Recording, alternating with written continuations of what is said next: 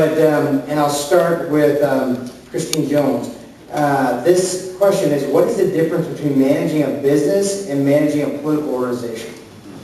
I think there's a distinct difference, and as a business person, I have a significant amount of expertise in leading business organizations. I also happened to have the great good fortune while I was at GoDaddy to spend about 10 years advocating for policy in Washington. Much of that work became the framework of what now exists as policy on the internet. So I've existed in both of these communities, and I will tell you there is a distinct difference. The profit-based motive of most corporations that are not nonprofit is singularly focused on the bottom line. Developing policy really is a collective and a cooperative and a coalition-building effort where you get people of very disparate views coming together. And it is a challenge, but it must be done thoughtfully by hearing all of the voices. Now, I can tell you, I had some modicum of success doing this in Washington. It's one of the reasons people encouraged me to run for governor, because if you show leadership and you find things about which people agree and you bring them together, you can get thoughtful policy done. If you cast a vision, you say, here's our agenda, here's where we are today, and here's where we're going to go in the future. Come with me. We'll put aside for a minute the things about which we disagree, and we'll look at the future. You can be very thoughtful. It's how I ended up with bills that were sponsored by Dianne Feinstein on the one hand and Orrin Hatch on the other. There are hardly two people in the United States Senate who think differently, more so than those two people. But nevertheless, you can get this done. So I'd say that the most significant distinction is when you have a profit motive and you're looking at the bottom line to make money, you make decisions on a particular way. When you're trying to develop thoughtful policy, you make decisions on another way. But I do think once in a while you need a business person to come back and get the budget portion of the state government specifically on track. To look at the bottom line, to say, how much revenue do we have and what are the sources? How much expenses are we burdened with and where can we cut them? And look at this from a pragmatic solution and say, we understand the bottom line, we're going to have a set of metrics against which our performance is measured, and in that respect, government can be run very similarly on the budget perspective as you would a profit-motivated business. Thanks. Great. Scott Smith. I think I can speak to this, and it's a great question, by the way, better than anyone on this panel. And because there's a lot of experience, but there's only one person who's actually been a CEO of a large private business and also been a CEO at the government level. The city of Mesa is the 38th largest city in this country, third largest in Arizona. It's a very large business that's involved in not only public policy, but also natural gas, electrical, those things. It's a big entity. And I can tell you that there is a difference between leading in business and leading in the public arena. It's a very big difference because you do have different motives. But there is one thing that's the same. Leadership is the same. Because at the end of the day, it's about creating a vision. It's about leading people. It's about defining policies that fit within that vision. And then it's about going out to the people who are your employers and getting them involved, filling that leadership vacuum and getting them all together going this way. There are some people who would say that as a CEO of a business, you can mandate, dictate employees. Anyone who's been a CEO says that's not how it works. Just like you can't do it in government.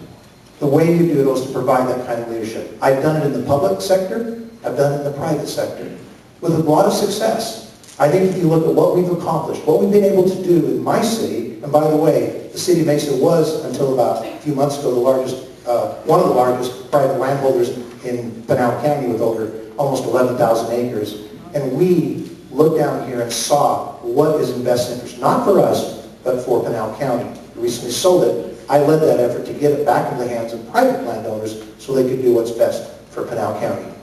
But as a leader on both levels, I can tell you, it's about leadership, it's about vision, it's about somebody who's actually done it. Look at my record in both of them. I invite you, look at my record in both sides, in both areas, in both arenas. And I can tell you that leadership is the same, although the end result often is different, but it's about taking you to a higher level. It's about providing you with a better place to go. It's about building a better Arizona. That's what leadership is, and that's where I have experience.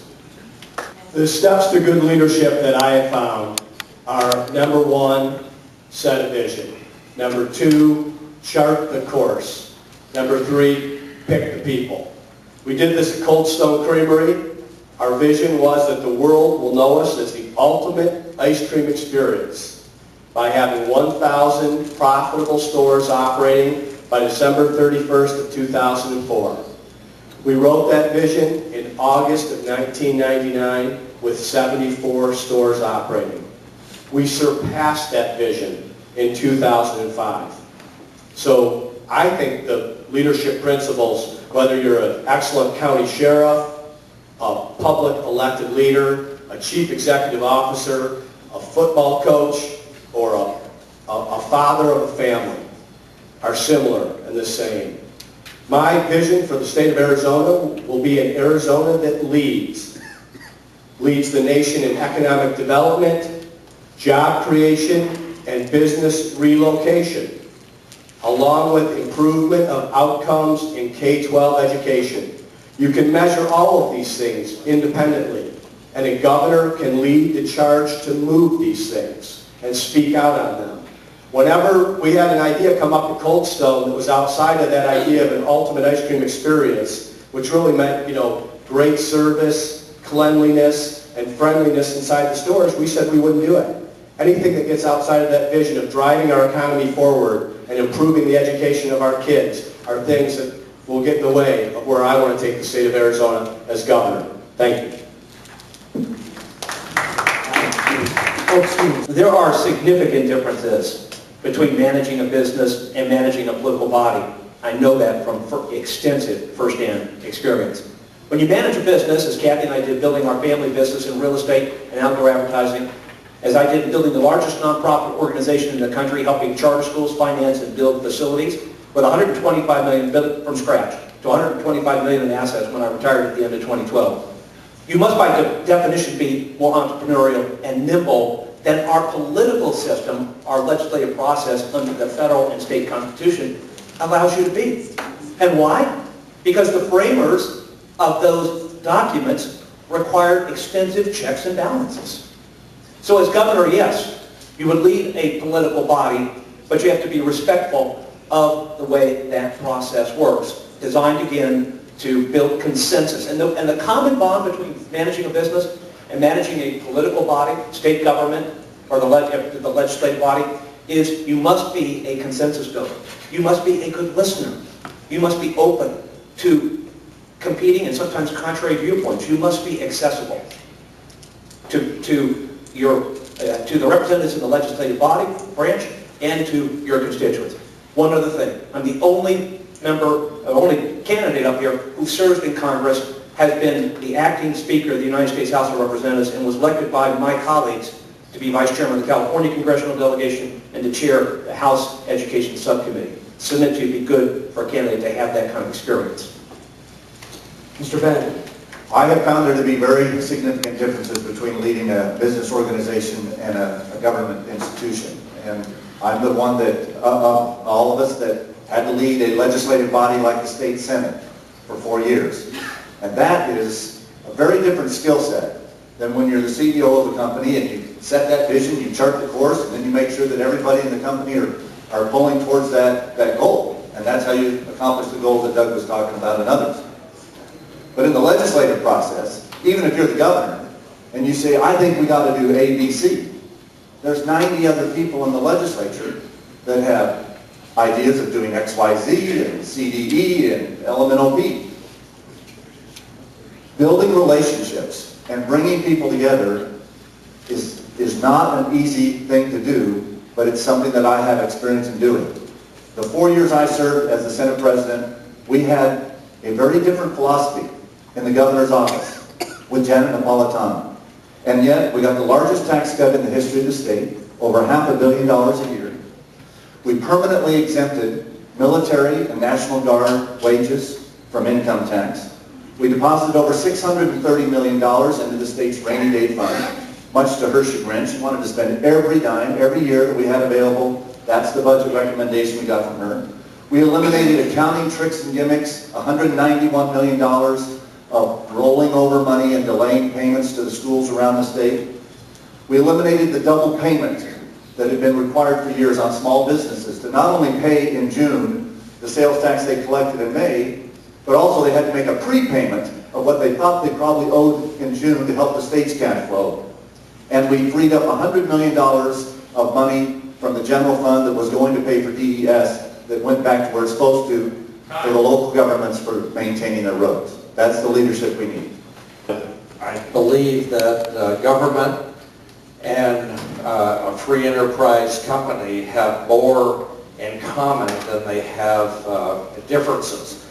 And I'm reminded of a good friend of mine, Matt Holland, who maybe some in the room remember him, who said, leadership, vision, and integrity are sorely lacking in all elements of society, not only American society, but throughout the world, both private sector and the public sector. But Ronald Reagan brought that to the White House. And brought down the Soviet Union as a result. When I look at my 30 years in the Naval Reserve, retiring as a Navy captain, a squadron commander of the largest ship squadron in the Navy, 14 ships, and I look at the type of people you need to run a successful organization, education, dedication, high moral standards. To me, it's across the board, whether it be a private company. I've worked for major international ocean shipping companies for over 30 years, 12 years in Asia, ashore as an American businessman, a legal alien, 2 years in Korea, 8 in Japan where I met my wife, and 2 in Pakistan. I was the country manager in that country for a major international shipping company. So high standards, high principles, leadership, vision, and integrity apply across the board, whether it be private or public sector. Thank you. So private enterprise has a boss, and you do what they say. Government is a leader in government is about connecting people and their needs. It's about protection. It's about family, community, and survivability. Making families and communities work for families and communities. So, a link in a chain. To understand what the state needs are, the individual's needs are, and see that those needs are met. And the only way you can know what those needs are is by communities sharing them. There are tasks to perform.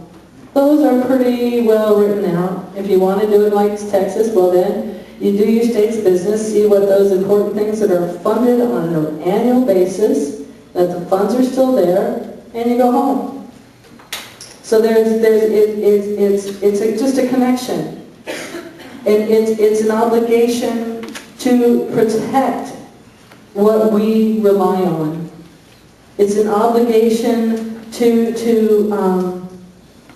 see that we're not taken advantage of, that we have a clear understanding of what is being presented. I don't think legislatures should just be deciding for them. I'm offended by my city management, that they're making decisions after 100 years.